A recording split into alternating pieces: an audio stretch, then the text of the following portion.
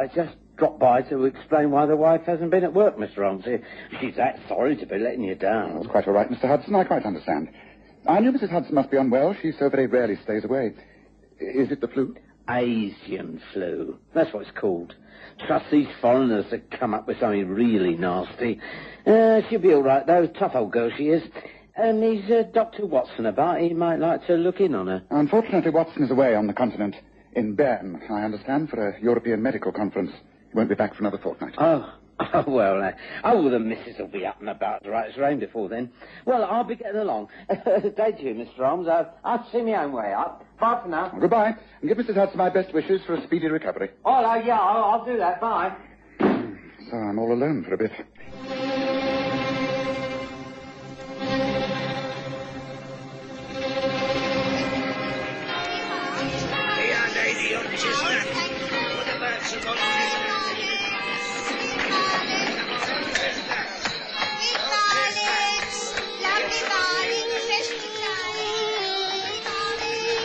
We present the stories of Sherlock Holmes.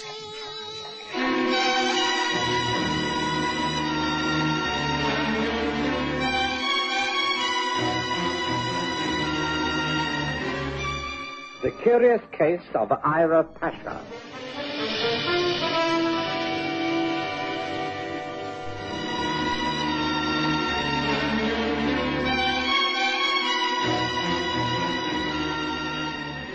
Almost all the cases of Mr. Sherlock Holmes have been chronicled by my husband, Dr. John Watson.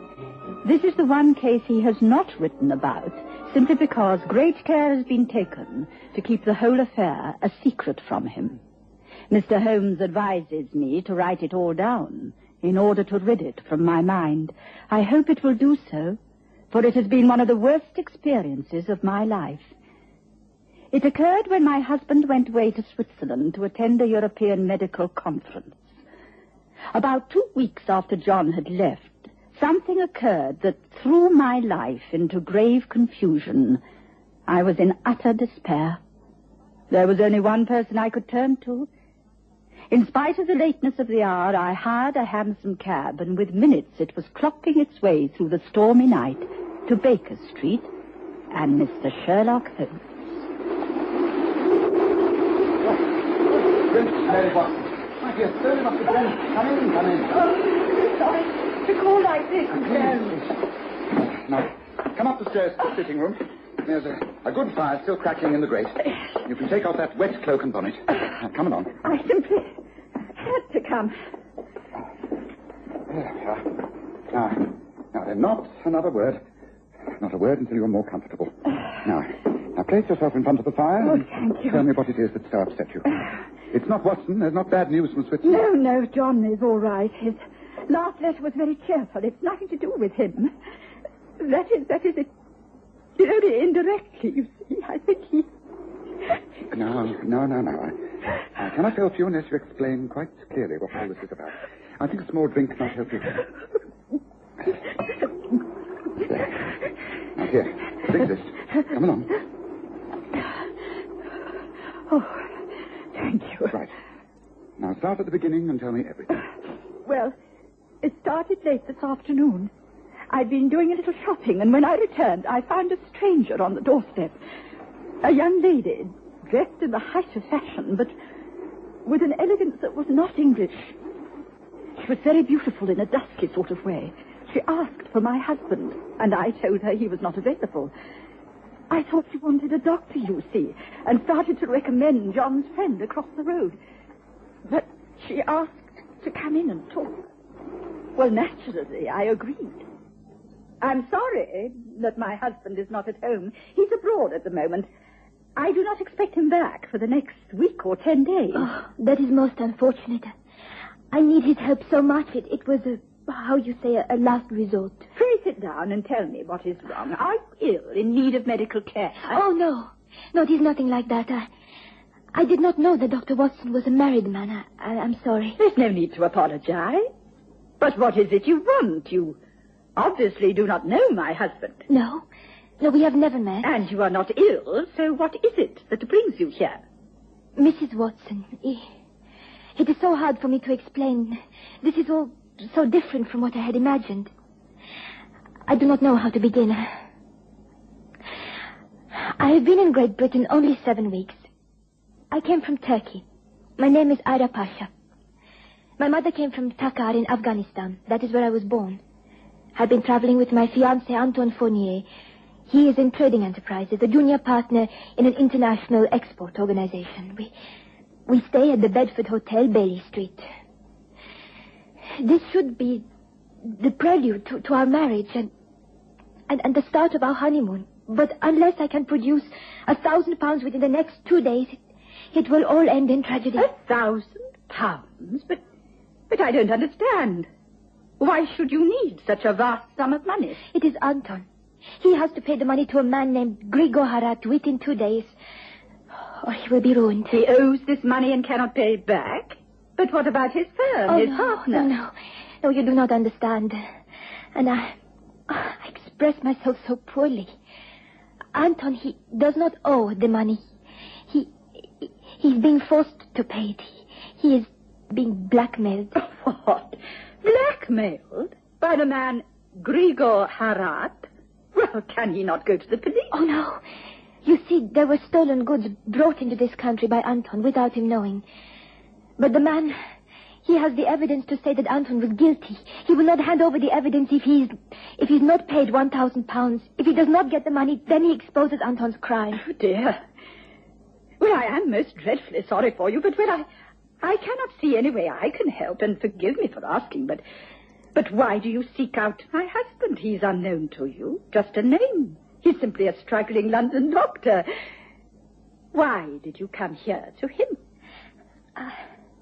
I cannot say. It was a wild idea. I have no friends. I do not know anybody in London. I was at my wit's end. I'm sorry. I shall go back to Anton. We must find some other way of raising the money. I'm sorry. I go. No. Wait. I'm not satisfied. How did you know that John Watson lives here? Who told you about us? And I repeat, why did you think of turning to him for help? I knew his name. I found the address from the medical list of doctors in the city. That is all. There is no need for explanations. I will leave you. No, please. There is more to this than you say. I must know. What has my husband to do with you? You have not been married to him very long. You were not childhood sweethearts. No, I've only known my husband since he practiced in Paddington and lived for a number of years in Baker Street. Then his early life is unknown to you. Well, I know he was honorably discharged from the army after a distinguished military career as a doctor in India and Afghanistan. Afghanistan. Yes. That is where he met Kanina Pasha. Kanina Pasha? My mother. She was highborn, the royal blood of the princes. They were never married, of course, but I am her love child. I am your husband's daughter. I couldn't believe my ears. It didn't make sense. I sat looking into the eyes of this stranger, this beautiful young woman who had made the most extraordinary claims. Then I realized that part of her beauty was because, in contrast to her complexion and the jet black hair, her eyes were grey-blue, John's eyes. Mr. Holmes, you cannot imagine what a shock this has been to me. Yes, I can, Mary, but try to think dispassionately. The very fact that this woman has grey-blue eyes does not mean a thing. It will take far more proof than that to establish her claim to be Watson's daughter. However, pray continue with your story. I imagine you were stunned by her statement, but surely you questioned her. You didn't calmly accept what she said as a fact. No, of course not. But I was shocked, and then very angry. I accused her of being an impostor, of making it all up for some reason. I am not lying, Mrs. Watson. My mother told me everything many years ago. She was a brave and wonderful woman. She did not wish to bring disgrace upon my father or make any claims. She bore the brunt of her shame alone. I'm sure that Dr. Watson does not know of this unhappy heritage. I still refuse to believe it. You cannot expect me to. Why any one of your kind can come here and make such claims, I refuse to allow you to. Disclose these facts, these dreadful lies. I assure you, they are not lies. And I shall not disclose them. Why should I? I have nothing to gain by it. I simply came here because I was in despair and wondered if he could help me. Well, he cannot. Even if he were here, I would not allow him to. It is a preposterous claim that you are making. I do not believe a word of what you have been saying. Then I will go. But I do have proof. Photographs, letters, much proof of who is my father. I'm sorry to have caused you anxiety, but I shall go. Wait! You say you have proof and carry that proof with you? Yes. Well, not here, of course, but amongst my luggage. I'm sorry we've met in these unhappy circumstances. One moment. If I am able to help you, how do we get in touch? Through the hotel. The Bedford Hotel. Or better still, my husband and I will be lunching at the Kabul restaurant in Charlotte Street tomorrow at 12:30. Perhaps you would care to join us there. If you do not, then I understand. Good afternoon to you, Mrs. Watson. So you see, I do not know what to do. Is this woman speaking the truth, Mr. Holmes? Is she John's daughter? And if so, what am I supposed to do? You first of all keep your head. Don't you realize that you could be being blackmailed in exactly the same manner as this person claims her lover is being blackmailed? No, Mary, you do nothing. You wait until you hear from me. And when will that be? Before noon, tomorrow. And meanwhile, I shall call upon Grigor Harat. Oh, then there is such a person. You know him? Not personally, no, but I soon shall. He's one of the most dangerous international crooks in London. Yes, it's about time I crossed swords with Grigor Harat. I was aware that my problem was a deeply personal one. I had never questioned John about his past. I knew he'd been a doctor in the Indian Army and been the attractive man he was in his youth. He must have had many lady friends. But to be confronted by his daughter was a shocking experience. I knew that Sherlock Holmes would see it all in a completely different light. But I had gone to him for help, and he had given me advice. So I could only obey and wait. This table taken? Mind if I sit here, mate? No, help yourself. What? Why, if it isn't Mr. Holmes. Hello, Jasper. I thought I might find you here. Well, quite like old times, ain't it? Isn't it? Yes, it is. Doing well, Jasper? Can't complain. Straight as a die, of course. Oh, of course. But not above earning a few pounds.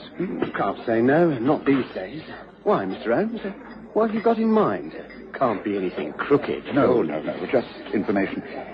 At one time in your dubious career, you worked for Mr. Grigor Harat, didn't you? I want to know everything about him.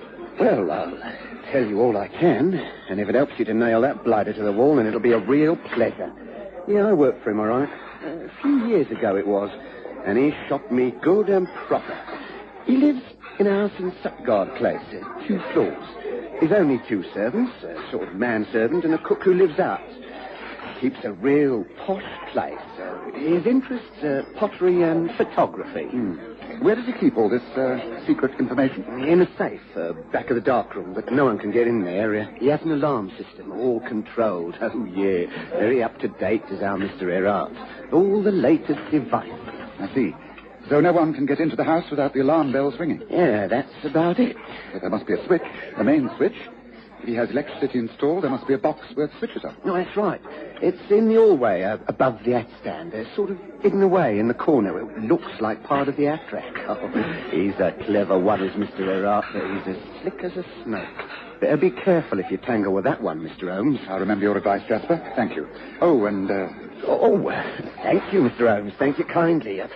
The number of the house is number 12, by the way. Thinking of doing a bit of burglary, Mr. Holmes? If so, well, the best of luck.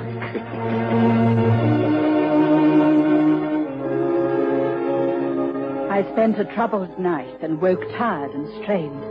I waited anxiously for news from Sherlock Holmes. He was the most dependable man, and sure enough, just before 12 o'clock, the doorbell rang. He was there with a carriage waiting and drove me to the Kabul restaurant in Charlotte Street. By this time, I wondered if it had been a dream, if Ira Pasha did exist, if there was a friend called Anton Fournier. I rather hoped there wasn't. But there was. I'm so glad that you came, Mrs. Watson. This is Anton. How do you do, Mrs. Watson? I've heard much about you. How do you do, Mr. Fournier? May I present Mr. Sherlock Holmes? Mr. Holmes, this is Miss Ira Pasha and Mr. Anton Fournier. Hello, Mr. How do you Holmes. do? I'm very pleased to meet you. May we talk before we order our meal? Yes, of course. Perhaps I'm the one who should explain. I seem to be the cause of all the trouble. I take it that Mrs. Watson has explained my difficulties to you, Mr. Holmes. I think I am aware of the situation. Now tell me how you became involved with this man, Grigor Harat. I find that hard. I am a foreigner to this country, like Ira. I import the goods, and this man, he says that he finds in the china vases that I bring here is the opium, the heroin, the drugs, you understand? I cannot prove that I know nothing of this. But he has the bills of loading. He says he has the proof, and he wants the money before he destroys the proof. Exactly what is the proof? He has a sample of china, a small vase, exactly like the all of my cargo that lies in the wharf at Limehouse. He has papers, much evidence. I see. And what of you, Miss Pasha? Has he any evidence, any papers against you? He knew my mother. He knows a great deal about my family. I have to support Anton. Oh, Mr. Holmes, this is very distressing for me. I know of your friendship with Dr. Watson. For his sake, I wish that you can help us. I shall do my best. But you do realize that we're all known to this man, Harat? I cannot confront him openly. He knows me. And I should be unable to negotiate in any way. Both of you are known to him, and so there is only one person who can help us. And that is you, Mary. Me? But what can I do? Anton will give you a sample of his chinaware. You will go to number 12, Sutgard Place, and offer it to Mr. Grigor Harat. You will talk knowledgeably about the china and porcelain, and then you will contrive to find the alarm switch. It must be perfectly planned. You are capable of doing this for everyone's sake. Now listen most carefully, for it all depends upon you, Mary. And so you bring me this example, and you say it is for sale. How much do you want, madame? £500. It is worth more than that. Surely you are able to value it more accurately. Well, I know that it is of the continental kind. It is a product of the Vincennes period. See, the base is marked with 2 swords and the letter A. It is of the year 1753. Yes, that is true. How knowledgeable you are. You say these things as though you have just learned them. Have you just learned them, Mrs. Watson? I beg your pardon? You surely did not think that I would be taken in by this obvious pretense. The girl, Ira Pasha, she goes to you, and she says that she is your husband's daughter. You believe her, and her lover, the man Anton, gives you this china vase. Why did you come here, Mrs. Watson? Did you think you could trick me? I am Grigor Harat, and I know more of what goes on in London society than any man alive. Well, what sort of bargain shall we make? You wish me to give you proof that your husband is not the father of that young lady? Why surprise you, do I not? I seem to know everything. I came here because I thought you would wish to buy the vase. I don't know what you are talking about. If you do not wish to do business, then with your permission, I shall leave. But of course, you may leave immediately. I am a gentleman. I do not cause trouble with the married men. Permit me. Here, take the vase. Tell Anton Fournier that my bargain remains good. I want the money. He knows the amount. I want it by tonight. Otherwise, I shall expose him. And the young lady who says she is your husband's daughter. You may leave now. Very well. I shall go. You have won, Mr. Harat. I acknowledge that. It has been a great pleasure, madame. This way. Before I go, there is one thing, one very important thing that I wish to know, and that is, have you proof that this Ira Pasha is the daughter of... You are very concerned about that, are you not, my dear lady? But it never pays to delve into the past. I only asked because... I'm afraid that all the emotion is too much. I grow faint and... Madame. Typical of a woman, fainted away. Well, lie there. A little brandy will revive you.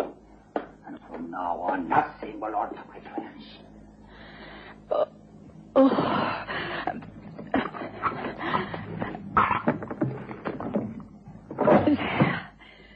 There. Here you are. Pasha, drink this down and get out of my house. Come on, Mrs. Watson.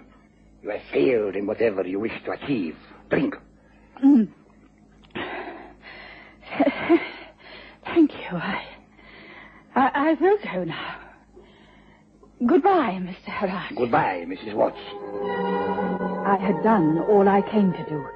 I had managed to deceive this man to the extent that he left me alone in the hall, where I pulled down the alarm switch.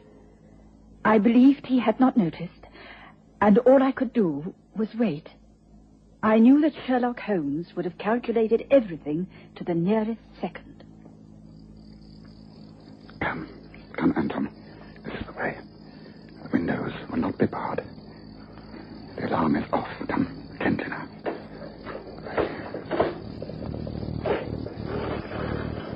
There. Now, in we go.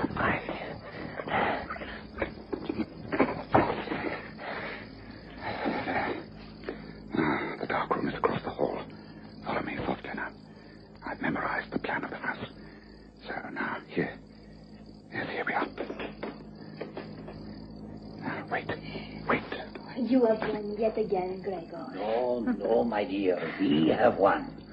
You are my beautiful young lady. Together we have won.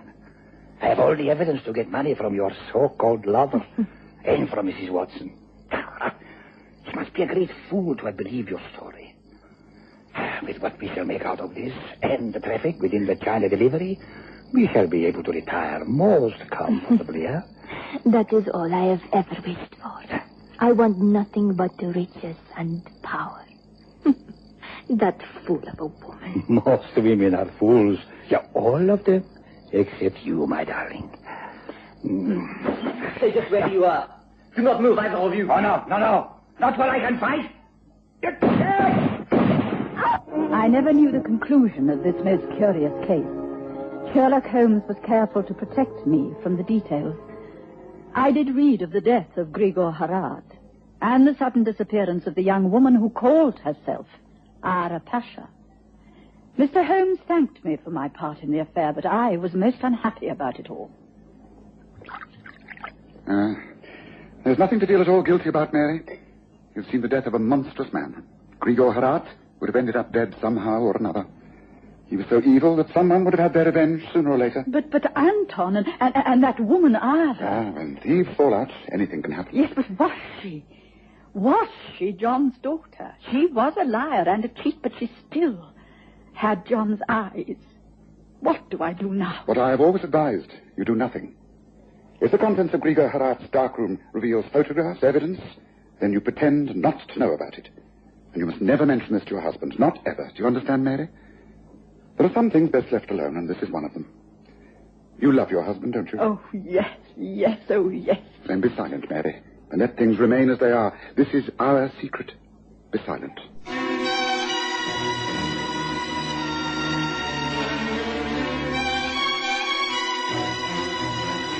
Listen again next Sunday to The Stories of Sherlock Holmes, with Graham Armitage as Holmes and Kerry Jordan as Dr. Watson.